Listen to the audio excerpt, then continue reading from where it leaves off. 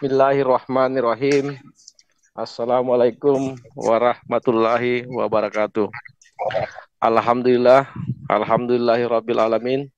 Assalatu wassalamu ala asrafil anbiya'i wal mursalin Sayyidina Muhammadin wa ala alihi wa ashabi ajmain amma ba'd. Rabbi shrahli sadri wa yassirli amri wahlul 'uqdatam min lisani yafqahu qawli. Asyhadu an la ilaha illallah wa asyhadu anna Muhammadar Rasulullah. Segala puji bagi Allah, Tuhan semesta alam. Kita bertemu kembali dalam acara rutin kita ya. Kajian Kristologi dalam pandangan Islam kekinian atau Islam modern.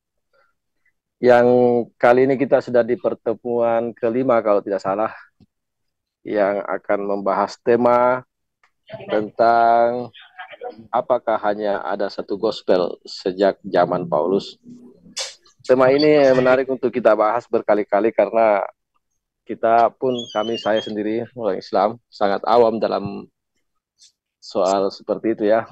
Ternyata ada banyak gospel dalam bahasa Inggris atau orang di Indonesia ini mengatakan Alkitab, dalam bahasa Al-Qur'annya itu Injil, yang banyak variannya. Ternyata setelah beberapa kajian belakang ini kita ikuti, ternyata banyak varian dan banyak yang disembunyikan daripada yang dipublikasikan oleh bapak-bapak gereja. Oke, langsung aja kita seperti biasa dimulai dari pemateri kita, Bang Ikhwan. Silakan Bang Ikhwan. Terima kasih Bang Awi. Assalamualaikum warahmatullahi wabarakatuh. Untuk kajian kita sore hari ini dengan tema sebagaimana disampaikan oleh moderator, kita akan awali dengan sebuah ayat Al-Quran di dalam Al-Maidah 115 yang terjemahannya saya bacakan sebagai berikut. Bismillahirrahmanirrahim. Hai ahli kitab, sesungguhnya telah datang kepadamu Rasul kami menjelaskan kepadamu banyak dari isi kitab yang kamu sembunyikan, dan banyak pula yang dibiarkannya. Sesungguhnya telah datang kepadamu cahaya dari Allah dan kitab yang menerangkan. Dengan kitab itulah Allah menunjuki orang-orang yang mengikuti keridhaannya ke jalan keselamatan, dan dengan kitab itu pula Allah mengeluarkan orang-orang itu dari gelap gulita kepada cahaya yang terang benderang dengan seizinnya, dan menunjuki mereka ke jalan yang lurus. Berangkat dari ayat Al-Maidah ayat 15 ini, maka kita perlu mengkaji kebenaran surat Al-Maidah ini ayat 15, bahwa banyak kebenaran atau dari isi Alkitab yang disembunyikan oleh ahli kitab dan banyak pula dibiarkan. Ya, sehingga ayat ini menjadi dasar kajian kita pada sore hari ini dengan tema apakah hanya satu gospel sejak zaman Paulus. Nah, tema ini tentu kita akan kaji ya di dalam kesempatan sore hari ini dengan menampilkan berbagai sumber dan beberapa uh, poin yang menjadi objek kajian kita pada sore hari ini. Ada 13 untuk membuktikan apakah hanya satu gospel pada era Paulus. Nah, tentu poin pertama, apakah ajaran Paulus ini sama dengan para murid asli di Yerusalem ketika itu? Yang kedua, jika Kristen awal sudah dikenal oleh murid asli Yesus, mengapa Paulus diseret dari bait suci? Ketiga, kita perlu mengetahui siapakah Paulus dengan kita membahas poin 1 dan kedua. Keempat, adakah nama Paulus dalam daftar Matius sebagai 12 murid? Kelima, apakah di zaman Paulus telah ada macam-macam gospel? Nah, ini tentu uraian daripada menjadi tema. Ya, kita akan lihat data-data secara data primer dari yang kita peroleh. Keenam, sejak kapan ada silang pendapat tentang Injil Paulus dan murid asli Yerusalem? Ketujuh, apakah silang pendapat pengajaran Paulus vs Petrus berlanjut sampai sekarang? Kedelapan, apa saja nama gospel yang berbeda yang dijumpai saat ini? 9, manakah yang lebih tua dari gospel yang berbeda itu? Apakah yang dianggap kanon atau apokrif? Ya, kapan gospel gnostik ada? Yang ke-10. Yang ke-11, kapan kepastian adanya berlakunya gospel yang benar menurut gereja? 12, sejak kapan kitab perjanjian baru mulai dianggap resmi atau kanon? Terakhir, sampai kapan perdebatan tentang gospel atau Injil dalam tradisi Islam dan dogma gereja terjadi. Nah, 13 poin ini kita akan bahas pada kesempatan kajian kita pada sore hari ini. Kita mulai pada poin yang pertama, ya, apakah ajaran Paulus sama dengan para murid asli di Yerusalem pada saat itu?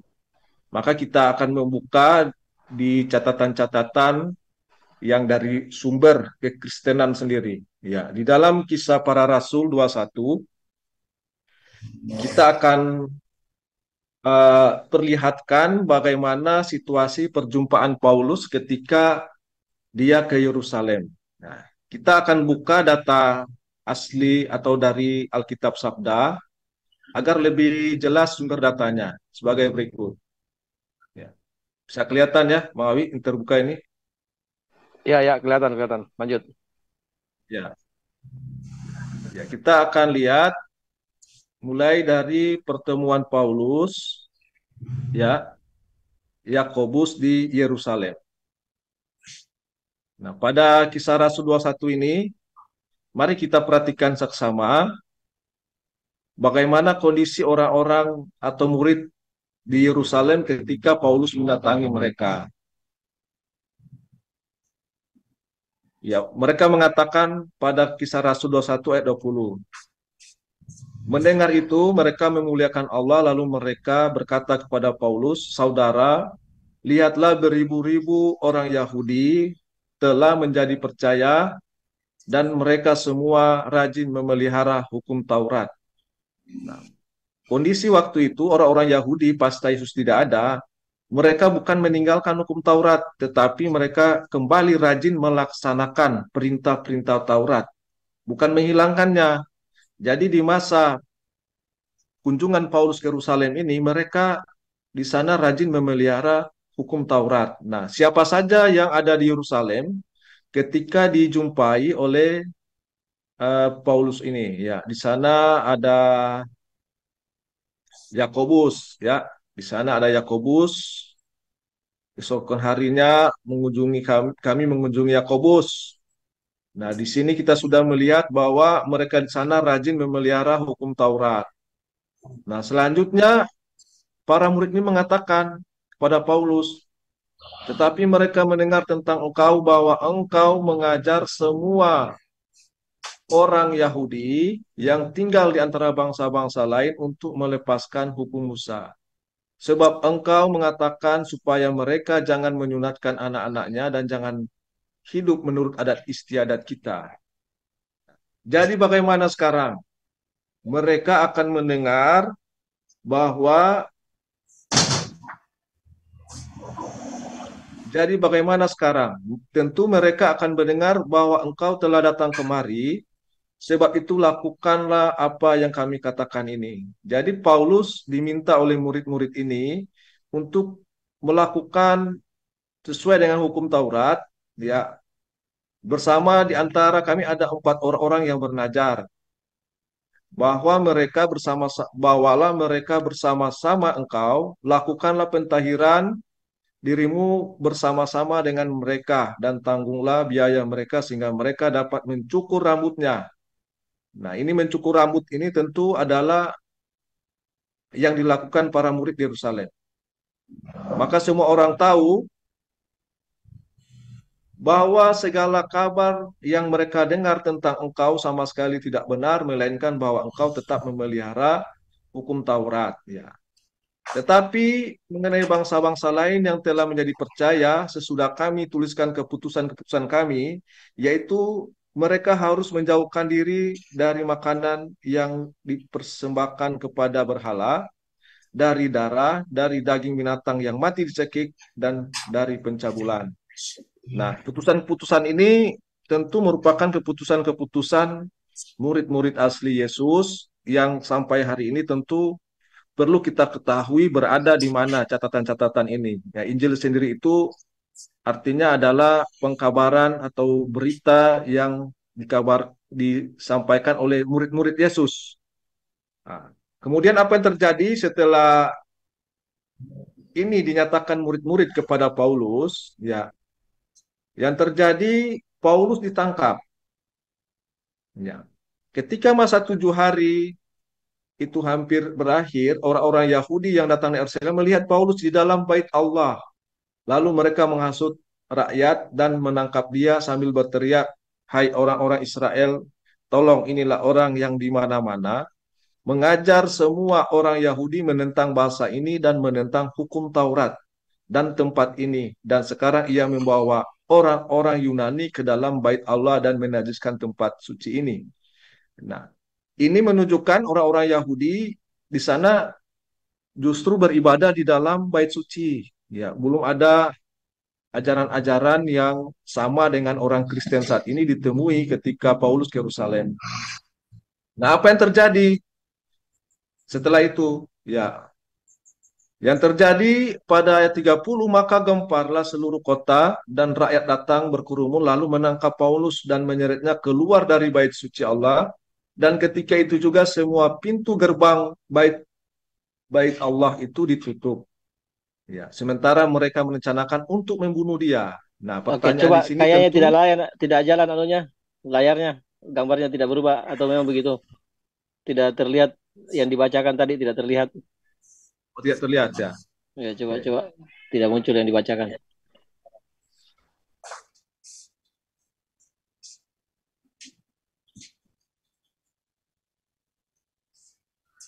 Sekarang muncul nggak? Belum. Belum, belum, belum. Ya, itu muncul ya, ya. Sudah muncul. Ya, Tapi saya masih buka datanya ini ya. Saya buka datanya, saya klik lagi. Ini muncul nggak ini? Sekarang kita di, oh, tidak muncul, tidak muncul. Masih layarnya masih sama di sini. oh ya, Coba di search-nya itu search layar, search screen desktop layar. oke oke. Bukan search bagikan layar aja langsung, bukan URL atau papan tulis.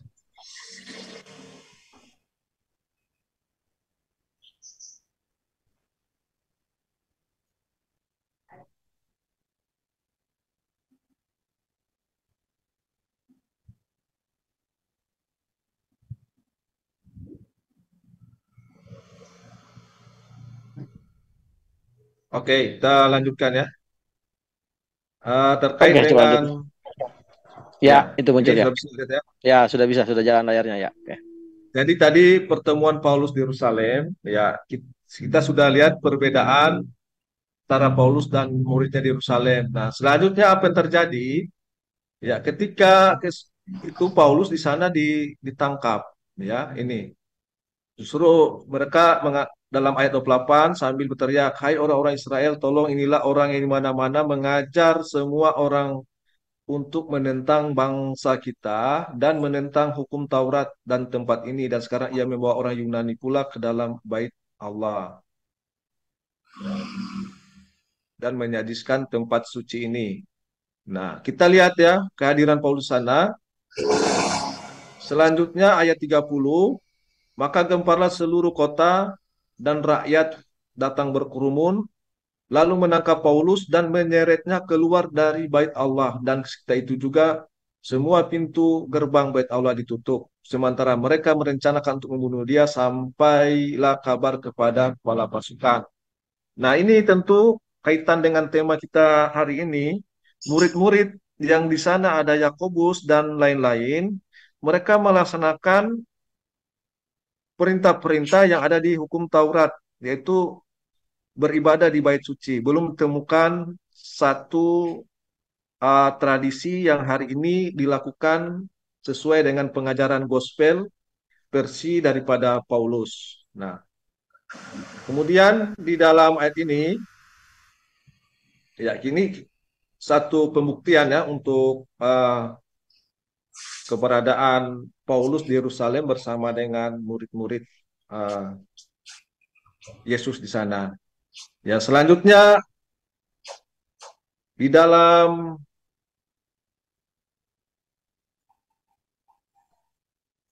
peristiwa tersebut, maka kita perlu mengenal siapakah Paulus ini.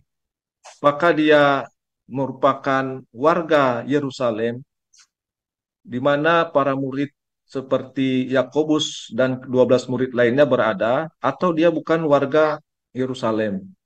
Nah, di dalam kisah para rasul, kita dapat menemukan riwayat atau informasi bagi kita bahwa di dalam kisah para rasul, pasal 22 ayat 25 sampai 29, ya, di sini nyatakan, tetapi ketika Paulus ditelantangkan untuk disesat,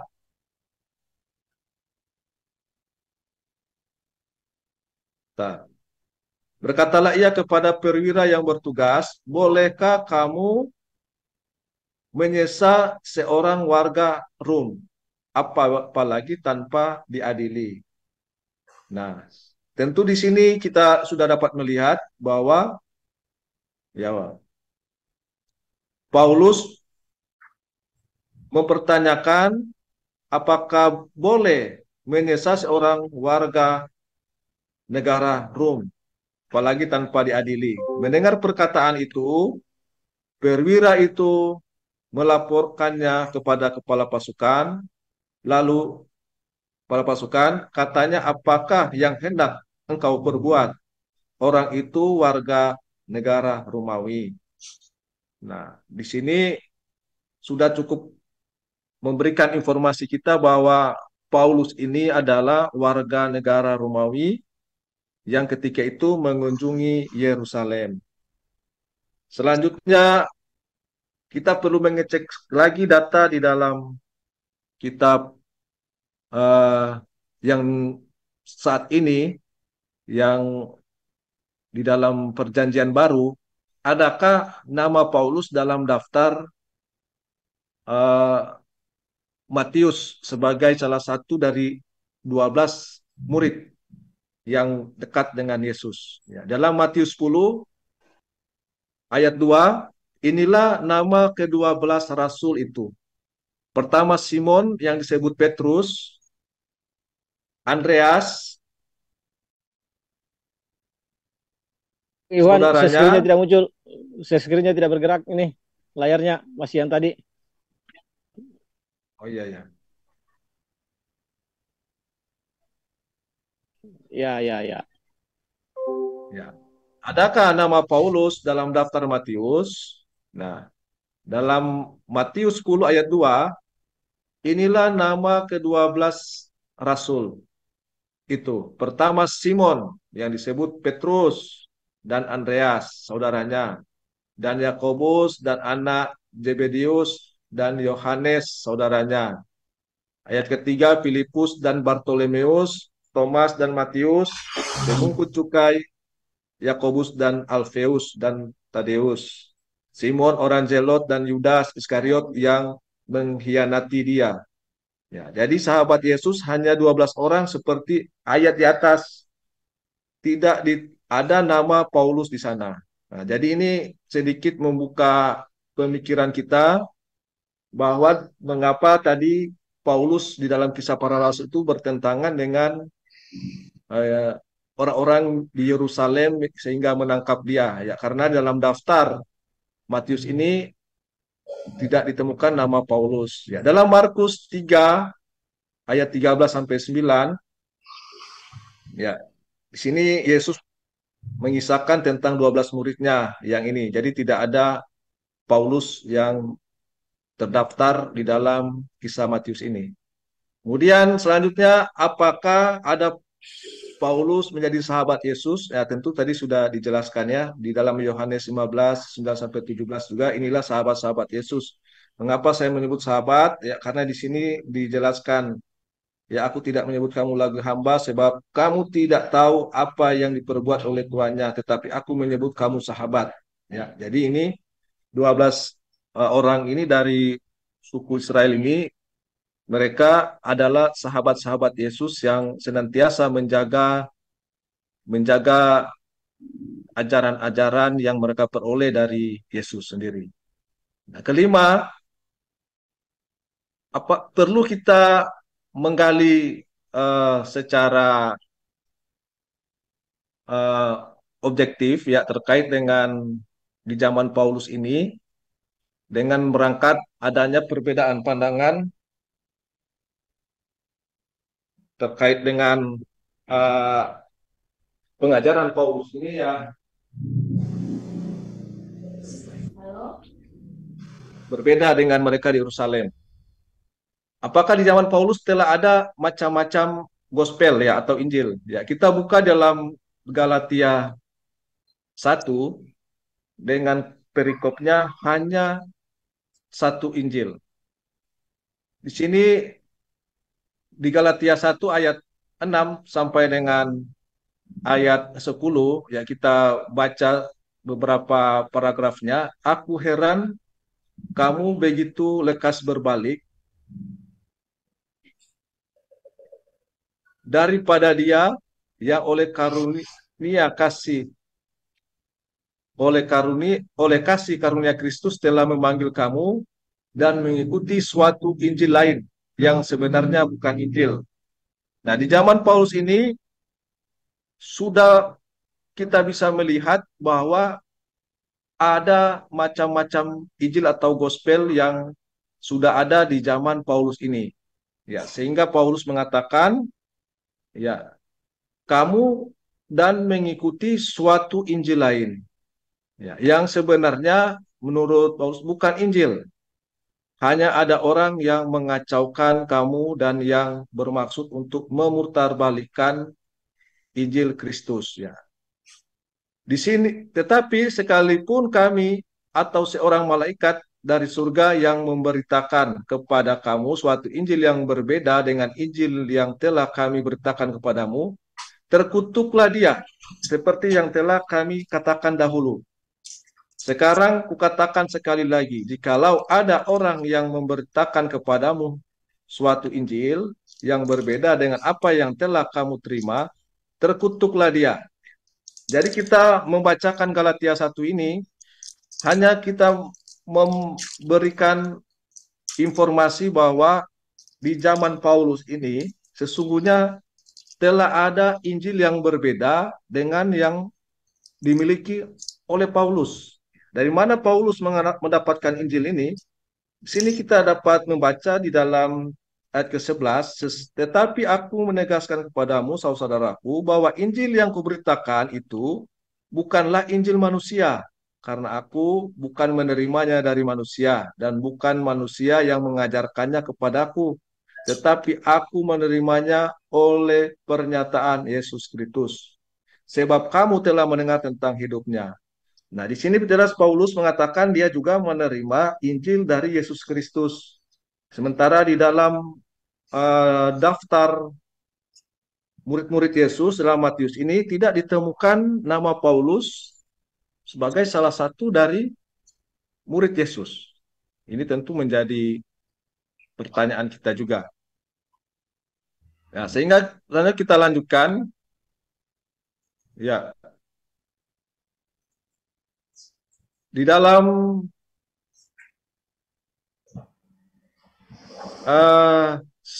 selanjutnya kita dapat membuka informasi selanjutnya sejak kapan ada silang pendapat tentang gospel Paulus dan murid asli di Yerusalem. Nah, kita dapat membuka di Kisah Rasul 15. Di sini ada suatu informasi. Di sini ada silang pendapat di mana pada Kisah Rasul 15 ayat 1 beberapa orang datang dari Yudea ke Antioquia mengajarkan kepada saudara-saudara di situ, jikalau kamu tidak disunat menurut adat istiadat yang diwariskan oleh Musa, kamu tidak dapat diselamatkan. Jadi di sini sunat itu adalah jalan keselamatan menurut murid-murid di masa itu ya. Menurut adat istiadat yang diwariskan oleh Musa, kamu tidak dapat diselamatkan. Mengapa disebut adat istiadat? Ya karena perintah dari Musa ini merupakan perintah yang wajib dilaksanakan oleh orang-orang Yahudi atas perintah dari Tuhan di dalam hukum Taurat mereka. Ya, tetapi Paulus dan Barnabas dengan keras melawan, membantah pendapat mereka itu. Akhirnya ditetapkan supaya Paulus dan Barnabas serta orang-orang lain dari jemaat itu pergi kepada rasul-rasul dan penatua-penatua di Yerusalem untuk membicarakan soal itu. Mereka diantarkan oleh jemaat sampai ke luar kota. Jadi di sini Paulus membantah tentang konsep ajaran tentang sunat ya, bahwa di sini katakan kamu tidak dapat diselamatkan. Nah, mereka diantarkan dan seterusnya ya. Kemudian di sini setibanya di Yerusalem mereka disambut oleh jemaat dan oleh rasul-rasul dan penatua. Lalu mereka menceritakan segala sesuatu yang Allah lakukan dengan perantaraan mereka. Tetapi beberapa orang Farisi yang telah menjadi percaya datang dan berkata, orang-orang bukan Yahudi harus disunat dan diwajibkan untuk menuruti hukum Musa. Nah, ini orang-orang Yahudi Farisi saja yang telah percaya ketika itu kepada murid-murid lain mengatakan orang-orang bukan Yahudi harus disunat dan diwajibkan untuk menuruti hukum Musa. Jadi ini berlaku. Ya, jadi tidak seperti kebanyakan yang kita dengar bahwa eh, sunat itu tidak berlaku bagi non-Yahudi. Maka itu pendapat siapa? Apakah pendapat murid asli Yesus atau pendapat daripada Paulus? Nah, nanti kita akan sebentar kita akan bisa temukan ya. Di sini saja sudah bisa berikan bagaimana perbedaan pendapat ini. Maka bersidanglah rasul-rasul dan penama tua untuk membicarakan soal itu. Sesudah beberapa waktu lamanya, berlangsunglah pertukaran pikiran mengenai soal itu. Maka di sini ya, perhatikan baik-baik ya. Saya kasih tanda yang jelas. Sini perhatikan baik-baik. Berdirilah Petrus dan berkata kepada mereka, hai saudara-saudara, kamu tahu bahwa telah sejak semula Allah memilih aku dari antara kamu, supaya dengan perantaraan mulutku bangsa-bangsa lain mendengar berita Injil dan menjadi percaya. Dan Allah mengenal hati manusia setelah menyatakan kehendaknya untuk menerima mereka. Nah, jadi di sini Petrus adalah kita melihat bahwa dia sejak semula Allah memilih dia ya dari antara kamu supaya dengan perantaraan mulutnya bangsa-bangsa lain mendengar berita Injil dan menjadi percaya. Nah, kita dapat menjumpai di beberapa kisah di dalam gospel ini ada juga pertentangan yang cukup uh, jelas antara Paulus dan Petrus. Maka sebagai Anda, sebagai orang yang mencari kebenaran tentu harus bisa berpikir siapakah yang lebih memiliki otoritas, apakah Paulus yang tidak ada daftar di dalam nama daftar murid Yesus dalam Matius tadi, apa atau Petrus. Bahkan kepada Petrus, di kisah lain kepada Petrus diberikan kunci surga oleh Yesus. Artinya kepada Petrus inilah menjadi penyambung estafet, pemelihara amanah, penjaga kemurnian ajaran Yesus itu sendiri. Nah, sampai pada kisah atau poin yang keenam ini, tentu kita sudah bisa melihat bahwa di zaman Paulus ini sebetulnya sudah uh, terdapat pengajaran-pengajaran yang berbeda dengan Paulus. Artinya mereka yang di Yerusalem, bahkan Petrus, ini bertentangan dengan Paulus. Selanjutnya, ya, apakah silang pendapat Paulus PS Petrus ini berlanjut sampai sekarang? Nah, di sini tentu di dalam uh, banyak kisah, di sini kita dapat menemukan saat ini banyaknya Injil Gnostik. Ya, kita bisa buka datanya, bentar ya. Kita bisa buka data tentang Injil Gnostik ini. akan kita juga mengenal apa yang dimaksud dengan Injil Gnostik ya. Kita, kita akan buka. Apakah kita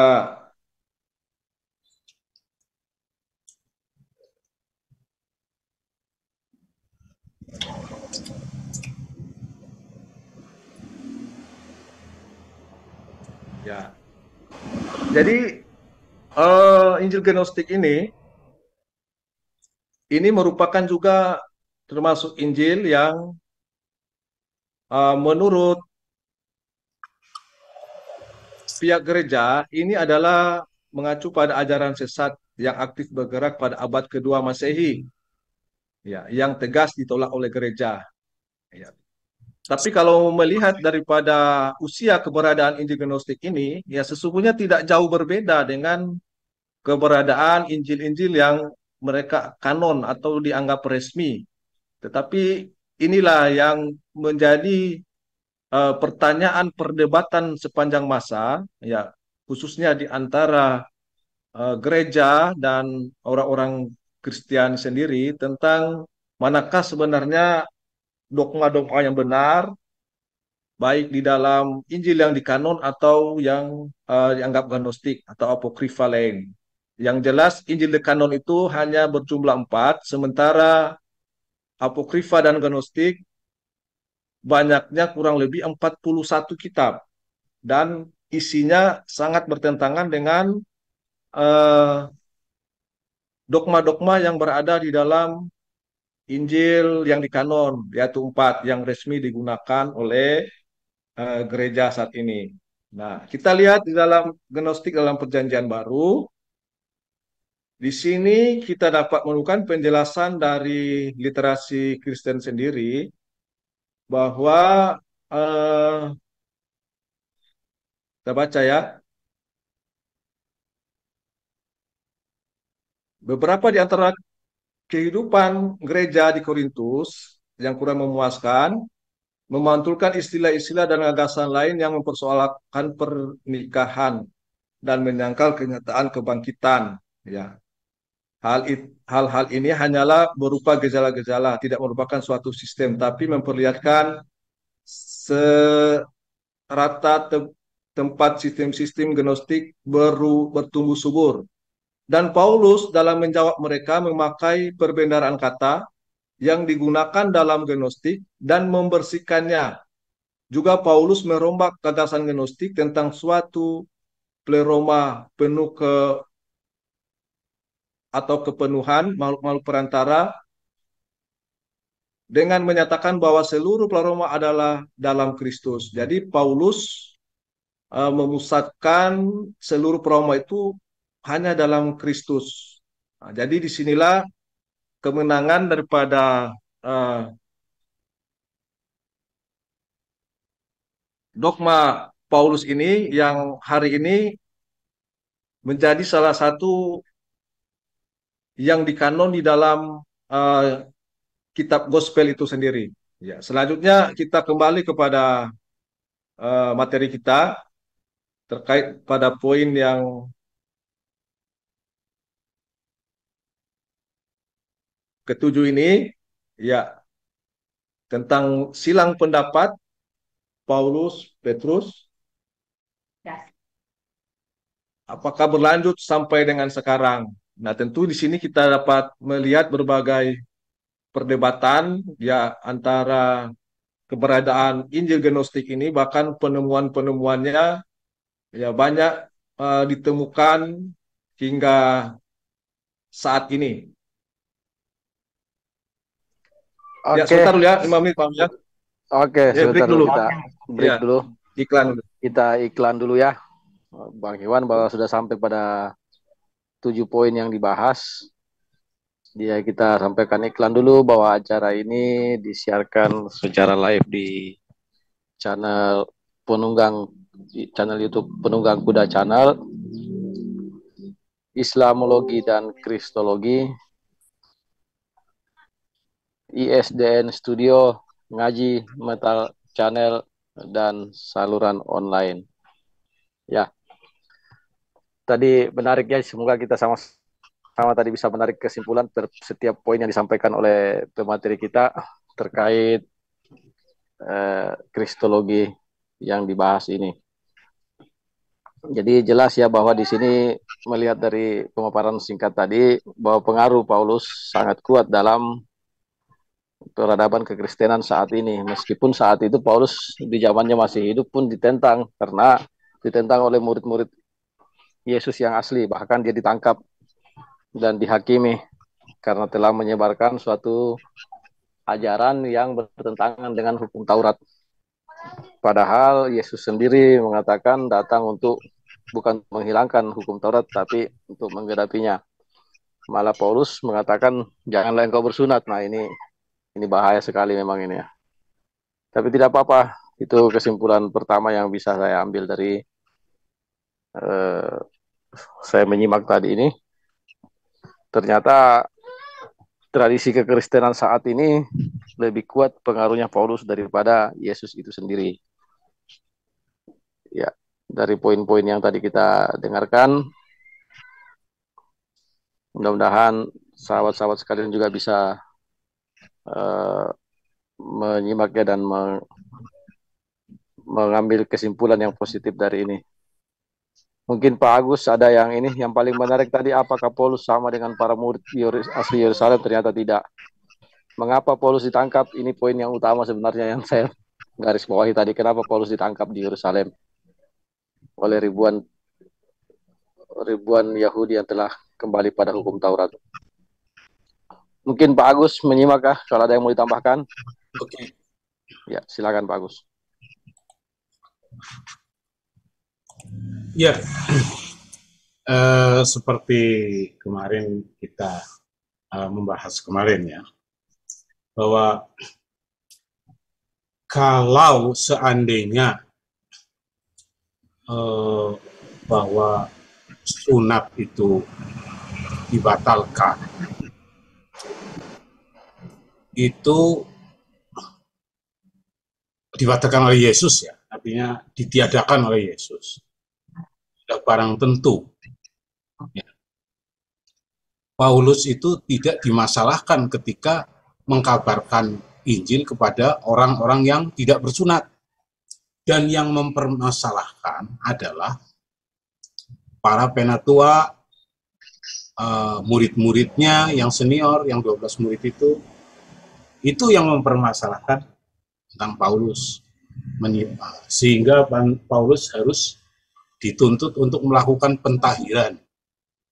Walaupun kalau di kisah para rasul itu disebutkan bahwa pada akhirnya dibolehkan. Walaupun katanya hasil sidang itu dibolehkan dengan catatan.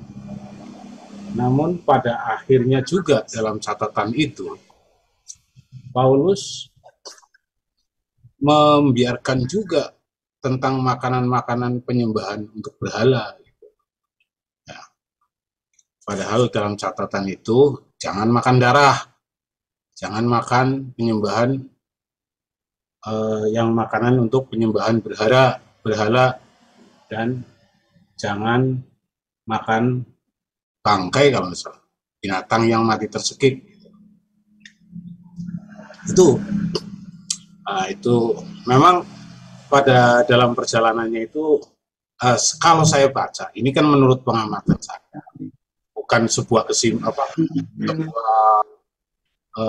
argumen yang mutlak ya, bisa dibantah. Baik dari pihak kekristenan silakan bantahnya.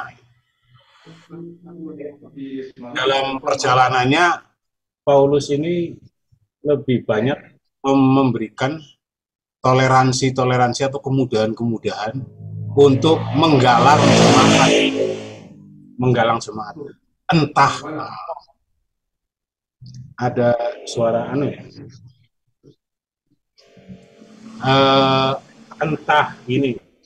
Entah karena Paulus mungkin berpikir susah sekali mengajak orang Yahudi untuk mengikuti ajaran Yesus, atau memang Paulus ini berbelok atau menyeberang ini justru karena motif tertentu gitu. Motif tertentu sehingga pada akhirnya dia mengatakan jangan mengikuti Injil-Injil lain gitu. Nah, kalau Injil-Injil lain, Injilnya Paulus itu yang mana sih? Saya rasa yang yang sinopsis saja hanya 4 kan. Yohanes, Lukas, Markus, Matius. Lah kemudian ketika Paulus mengatakan bahwa Injilku ini dari Yesus, itu nilai samanya di mana?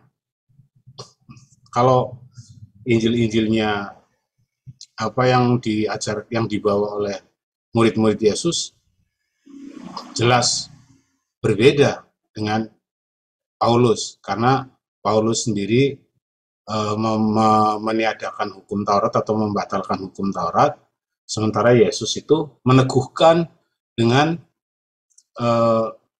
satu iota pun tidak akan lenyap sampai dunia ini tiada.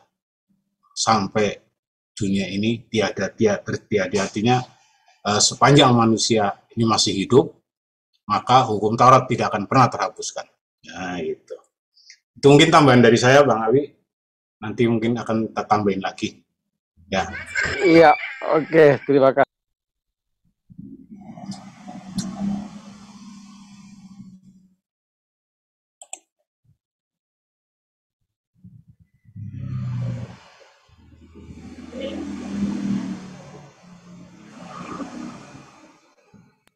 Iya, terima kasih Pak Gus. Ya, senada juga ya. Saya jadi setelah membaca ini kepikiran juga kok teman-teman Kristen ini mungkin tidak baca semua kisah ini padahal ya termasuk Injil-Injil lain itu loh, itu saya jadi pertanyaan juga sebenarnya itu. Injil-Injil lain, terus Injilnya Paulus ini Injil yang mana? Karena saya tahu Injil yang sekarang dibukukan, Gospel yang dibukukan sekarang yang jadi Bible itu di kanon di tahun 325 ya. Di kanon, terus banyak yang di apokrif.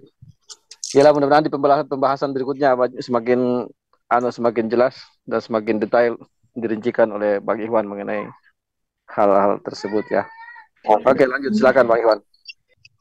Oke, baik ya. Jadi ke-8 ini sejak di zaman Paulus tadi jelas di dalam Galatia dan dalam Kisah Para Rasul kita dapat melihat ya pertentangan Yesus Paulus dengan murid Yerusalem, dan Galatia ada Injil lain yang nyatakan Paulus. Nah, apa saja nama Injil yang berbeda yang dijumpai saat ini?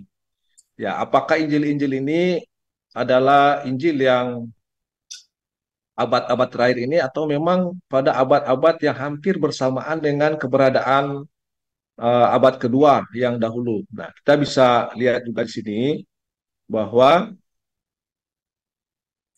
bisa lihat daftarnya ya, apa saja Injil-Injil yang apokrif atau yang dilarang. Nah, di sini terdapat kurang lebih ada 41 Injil. Ya, Injil ini ya dilarang dibaca oleh gereja. Di sini ada Injil Dialog Sang Juru Selamat, Injil Andreas, Injil Apeles, ada Bardesenes, Injil Barnabas, Basilides, Kelahiran Maria. Ya, banyak sekali ya. Bahkan ada Injil orang-orang Ibrani di sini. Ya, tetapi ini dianggap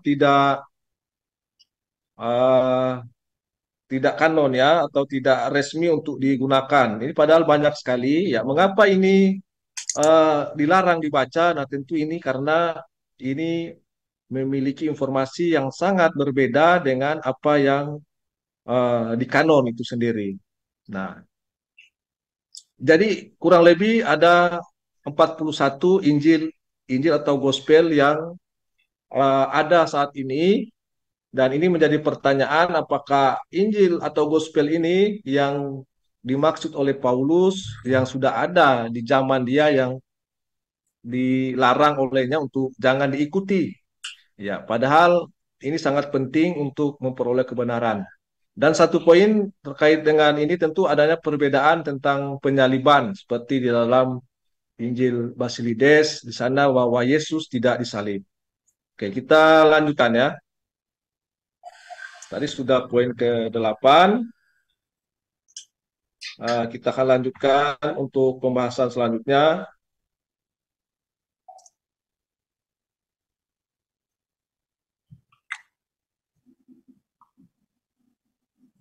Ya, manakah yang lebih tua dari Injil-Injil yang berbeda itu? Apakah kanon atau apokrif?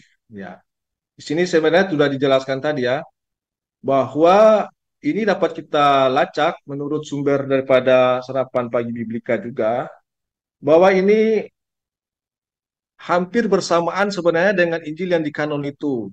Ya, di sini juga dijelaskan ya bahwa pada hakikatnya kita dapat melacak pengakuan atas keempat Injil itu mulai dari zaman Irenaeus hingga abad kedua. Ya, jadi abad kedua. Ya, ini kurang lebih sebenarnya bersamaan. Sementara Injil di kanon itu bahkan pada abad-abad ketiga, keempat, kelima. Dan sampai saat itu masih terus terjadi perdebatan sehingga dilaksanakan konsili pada waktu-waktu yang berbeda untuk mencari ketetapan tentang kesamaan. Nah, kapan Injil Gnostik itu ada? Ya, ini juga tadi sudah dijelaskan, tetapi lebih jelas untuk pembanding dengan Injil yang di kanon tadi, ya. Di dalam penjelasan Sarapan Pagi Biblika, ya, Hasana Gnostik adalah ya, kumpulan tulisan-tulisan dijilid dalam bahasa Koptik, ditemukan di Mesir, di perpustakaan, ya, Cenoboskian yang lebih dikenal di lokasi Naik Hamadi di tepi Sungai Nil di Mesir. Penemuan itu terjadi pada tahun 1945, kemudian baru pada tahun 1957 dikenal luas setelah diterjemahkan ke dalam bahasa Inggris. Perpustakaan itu berasal dari abad 3 sampai 4 Masehi. Nah, dan berisi tulisan-tulisan berpaham gnostik. Nah, menurut mereka berpaham gnostik ini, padahal ini jelas dari abad ketiga empat, ya. Dinyatakan sedang kita mengetahui bahwa paham gnostik baru berkembang sekitar abad 2 sampai 3 Masehi di Palestina. Nah, ini tentu tidak jauh berbeda dengan keberadaan Injil-Injil atau gospel yang di kanon tadi. Jadi disinilah makanya kita umat Islam dikatakan di dalam Al-Maidah tadi bahwa ada kitab-kitab yang disembunyikan oleh ahli kitab. Nah, maka kewajiban kita tentu umat Islam untuk membuka kebenaran-kebenaran yang sengaja disembunyikan oleh ahli kitab. Nah, ini sebenarnya silakan dibuka ya di ini sumber datanya. Nah, karena waktu terbatas, maka ini secara garis besar saja. Ya. Kapan kepastian adanya berlakunya Injil yang benar, ya menurut gereja? Ya, jadi ini linknya dia Sarapan Pagi. Ya, kanon pertama adalah kanon Muratoria yang disusun pada tahun 170. Kanon Muratoria mencantumkan semua kitab Perjanjian Baru kecuali Ibrani, Yakobus dan 3 Yohanes. Nah, jadi di tahun ini, 3 ini belum masuk ya. Jadi baru beberapa kitab. Pada tahun 363, Konsili Laodikia menjelaskan bahwa hanya perjanjian lama berdasarkan dengan Apokrifa dan 27 kitab perjanjian baru yang dibaca di gereja. Konsili Hippo tahun 393 dan Konsili Carthage tahun 397. Ya, ini masih dalam proses pencarian manakah kitab yang benar-benar menjadi pedoman daripada gereja itu sendiri. Jadi kalau tadi dikatakan 41 Injil tadi adalah uh, gnostik atau apokrifa, ya sebenarnya Injil-Injil itu juga bersamaan waktunya ada, ya. Sehingga ya memang ini yang perlu kita bahas sampai sekarang ini masih terdapat banyak gospel-gospel yang telah ada sejak zaman Paulus, ya keberadaannya. Nah, mengapa tidak dihilangkan ya? Karena memang itu menjadi keyakinan umat ketika itu. Nah, tetapi karena pengaruh bangsa Romawi yang telah menganut agama atau ajaran versi gospel Paulus, maka tentu penyebarannya lebih cepat dibanding dengan gospel yang 41 ini. Ya, karena jelas ketika Yesus sudah tidak ada, maka Palestina otoritasnya di bawah kekuasaan Romawi. Ya, jadi Kristen pun belum tersebar ke seluruh penjuru bumi ini. Nah, bisa tersebar melalui kekuasaan Romawi ke bagian Eropa, Belanda, dan seterusnya. Ya, di dalam Ignatius dan Polikarpus, bukti lain sehubungan dengan diskusi awal tulisan-tulisan Paulus adalah dari Ignatius. Ya, dan Polikarpus keduanya menulis pada awal abad kedua sekitar tahun 117 Masehi. Nah, jadi yang menulis kembali tentang kisah Paulus ini berasal dari Ignatius dan Polikarpus. Ya, Ignatius menulis dari Smyrna ke jemaat di Efesus bahwa Paulus di dalam semua riwayatnya menyebut kamu dalam Kristus Yesus. Ya, di sini dijelaskan juga Irenaeus. Silakan dibuka linknya ini ya, link-linknya di Wikipedia perkembangan kanon Perjanjian Baru. Secara langsung merujuk semua daftar yang dimisikan berisi 4 Injil. Dalam karya utamanya berjudul Melawan Ajaran Sesat. Ya, Irenaeus mengecam beberapa kelompok Kristen yang menggunakan hanya satu Injil. Ya, jadi ada sekelompok Kristen yang waktu itu menggunakan Injil lain yang berbeda juga dengan Irenaeus ini, ya, seperti Marcionisme yang hanya menggunakan Injil Lukas versi Marcion, kaum Ebionit yang tampaknya menggunakan Injil Matius versi Aramik, ya, serta kelompok-kelompok yang menggunakan lebih dari 4 Injil seperti kaum Valentinian.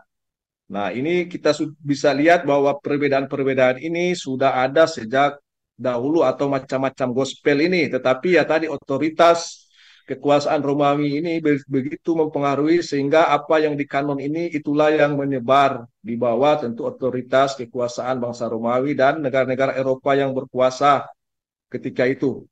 Nah, sejak kapan kitab Perjanjian Baru mulai dianggap resmi? Nah, ini tentu di dalam informasi Wikipedia ini, perkembangan kanon Perjanjian Baru ini cukup menarik untuk dibaca ya, karena waktu ya kita hanya mengambil beberapa dari penjelasannya ini ya.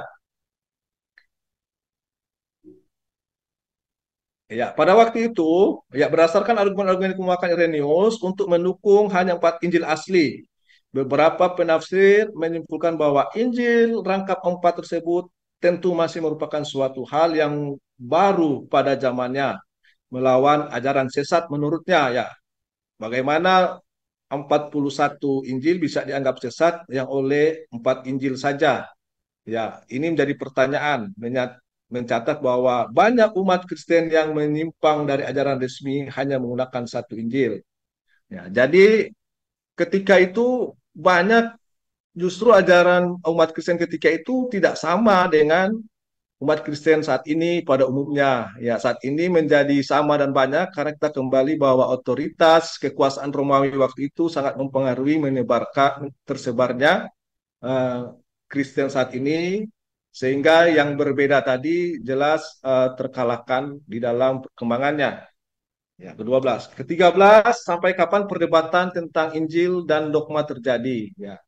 Meskipun Kaisar Konstantin Agung mengundang semua uskup ke Kaisar Romawi yang kala itu berjumlah 1.800 orang, kira-kira 1.000 orang uskup di kawasan barat. Nah, bayangkan yang diundang pada konsili di Nisea ini mayoritas uskup di kawasan barat, sedangkan uskup 800-an di kawasan timur hanya sedikit.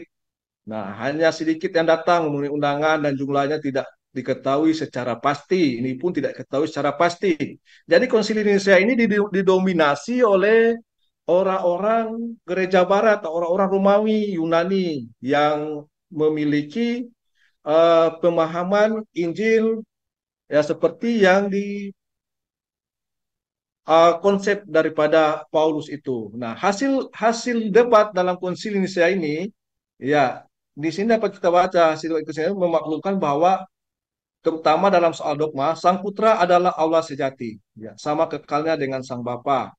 Jadi sinilah penetapan bahwa Sang Putra adalah Allah sejati. Ya, padahal masih banyak pemahaman-pemahaman tentang akidah, tentang ketuhanan ini yang berbeda dengan Kristen pada masa itu. Tetapi ya memang karena kembali kepada tadi otoritas bangsa Romawi lebih berkuasa ketika itu dan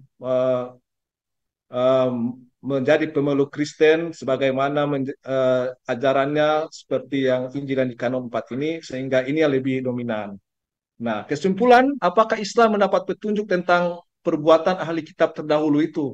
Maka Allah telah menurunkan kitab-kitab sebelumnya dan terakhir adalah Al-Quran. Maka Al-Quran menjelaskan kepada kita dalam Al-Baqarah 2 ayat 9. Maka kecelakaan yang besarlah bagi orang-orang yang menulis Alkitab dengan tangan mereka sendiri. Lalu mereka berkata, maka kecelakaan besarlah bagi mereka akibat ditulis oleh tangan mereka sendiri dan kecelakaan besarlah bagi mereka akibat apa yang kerjakan. Ya, dalam Ali Imran ayat 3, 187, dan ingatlah ketika Allah mengambil janji dari orang-orang yang telah diberi kitab, yaitu hendaklah kamu menerangkan isi kitab itu kepada manusia dan jangan kamu menyembunyikannya. Lalu mereka melemparkan janji itu ke belakang punggung mereka dan mereka menukarnya dengan harga yang sedikit, amatlah buruk tukaran yang mereka terima. Oke, baik, terima kasih atas kajian kita sore hari ini, khusus kita di dalam room ini. Kajian kristologi kita, ternyata Injil-Injil yang berbeda itu ada sejak zaman Paulus dan saat ini kita masih dapat jumpai Injil yang berbeda itu. Sekian, wassalamualaikum warahmatullahi wabarakatuh. Waalaikumsalam warahmatullahi wabarakatuh. Ya, selesai ya kajian 13 poin yang disampaikan Bang Ikhwan tadi. Jadi kepada para partisipan atau yang menyimak di YouTube, mudah-mudahan bisa mengambil poin dan menyimpulkan apa yang sudah disimak. Di sini pemateri tidak akan menyimpulkan apa-apa, cukup memaparkan. Sengaja kami kemas seperti itu agar tidak ada anggapan bahwa kami mengambil kesimpulan atau menyimpulkan sendiri atas apa yang kita baca. Di sini kami cuma membacakan, coba mengurai secara lebih detail apa yang tertulis di dalam kitab yang diimani oleh orang Kristen. Jadi tidak ada menyimpulkan, cukup menyampaikan bahwa seperti ini sebenarnya yang ada dengan data-data primer dan data-data yang bersebaran di internet. Jadi mungkin dari Bang Agus ada yang mau disampaikan? Oke. Ya, mungkin saya tambahkan sedikit. Saya akan tambahkan sedikit. Kalau kita melihat siapa Paulus ya, Paulus itu di dalam suratnya dia di Galatia itu mengutuk atau bukan mengutuk, menyatakan bahwa Barnabas ini masuk dalam orang yang munafik gitu. Nah, jadi ini penting, artinya bahwa dikatakan bahwa Barnabas itu sebagai orang yang munafik. Ini di Galatia 2:13. Dan orang-orang Yahudi lain pun turut berlaku munafik dengan dia, sehingga Barnabas sendiri turut terseret oleh kemunafikan mereka. Nah, ini terjadi karena Barnabas ini tidak mau duduk bersama orang-orang yang tidak bersunat. Logikanya begini, Barnabas itu atau Yusuf Arimatia itu orang yang paling berjasa. Kalau saya lihat yang saya baca di dalam Bible, di dalam Gospel ini, Bible ini, dia berjasa. Salah satunya adalah ikut membantu menurunkan mayatnya Yesus ketika selesai penyaliban. Itu atas lobinya Barnabas kepada tentara Romawi untuk bisa menurunkan mayat Yesus. Salah satu jasanya. Jadi boleh dibilang di kalangan penatua, di kalangan apostel, Barnabas ini adalah seorang yang paling dituakan atau sesepuh dari para apostel itu sendiri. Ya. Tetapi sementara Paulus pun boleh dibilang adalah murid, karena dalam pengkabarannya ke sana kemari itu didampingi oleh Barnabas, selalu didampingi. Tapi pada satu saat, pada akhirnya Paulus sendiri memusuhi Barnabas dengan mengatakannya bagian dari orang yang munafik. Masuk akal tidak? Kalau murid-muridnya Yesus sendiri atau apostel-apostel yang 12 ini sampai dibilang seorang munafik oleh seorang Paulus, ya, di mana Paulus ini bukan muridnya, bahkan Paulus ini adalah orang yang baru-baru masuk ke dalam jajaran para apostel, tapi apostel yang tidak langsung ketemu Yesus, tidak mengikuti Yesus. Ini, apakah dia pura-pura atau tidak, kita tidak tahu. Nah, tetapi sepertinya terkesan bahwa ada misi tertentu Paulus masuk ke dalam jajaran apostel ini. Ya, karena dari awalnya ini sudah mulai membuat keributan, yaitu dengan mengkabarkan atau memberitakan Injil kepada orang-orang tidak bersunat, ya, yang itu sudah membuat kegemparan. Nah, kemudian pada akhirnya di Galatia 2:13 itu menyatakan bahwa murid yang katakan senior dari muridnya Yesus sendiri, yaitu Barnabas atau Yusuf Arimatia ini, sebagai orang yang munafik. Itu tambahan dari saya, Bang Awi. Jadi ini penting diketahui saja, ya.